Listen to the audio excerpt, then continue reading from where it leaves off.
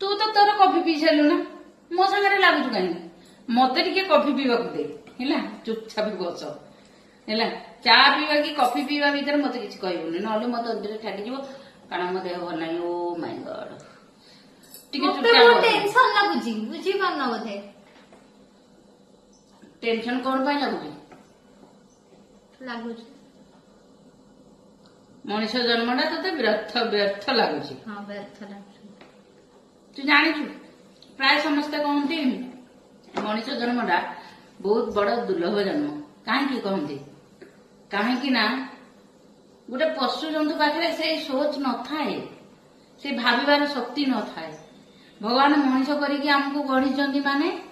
आमको सोच देइचंदी गोड़ हाथ देइचंदी देखिबा शक्ति देइचंदी स्मरण शक्ति देइचंदी कान रे सुनिबा शक्ति देइचंदी याठू बड़ कथा आम पई कोन हेई पारे जदि तोते मनीष जन्म भल लागुनी तो ताले तू एई जन्म रे बहुत भल काम कर जो थे कि भगवान पाखरे रहिबू भगवान श्री चरण आमे बहुत भी पाप करिसंती जो थे कि मार जराशय रही से कष्ट सही आमे जन्म नहीं 10 मास पर तू भाव तो गोटे मनीष को एमती बक्र करी आमे रखीदबा से केते दिन रहिबो कि केते समय रहिबो दिन तो छाड़े केते समय रहिबो कहलु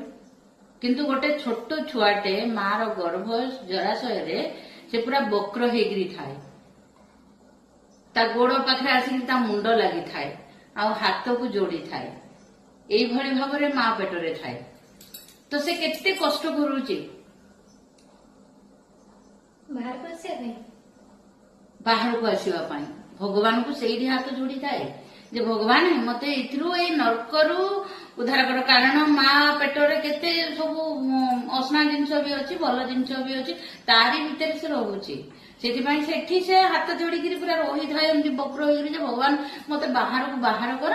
मु बाहर को बाहरिले भल कर्म करी जो थे कि भल मनीषटे हेबी बा तम सेवारे लगी बोली भगवान को हाथ जोड़ी कही थाए किंतु सेठी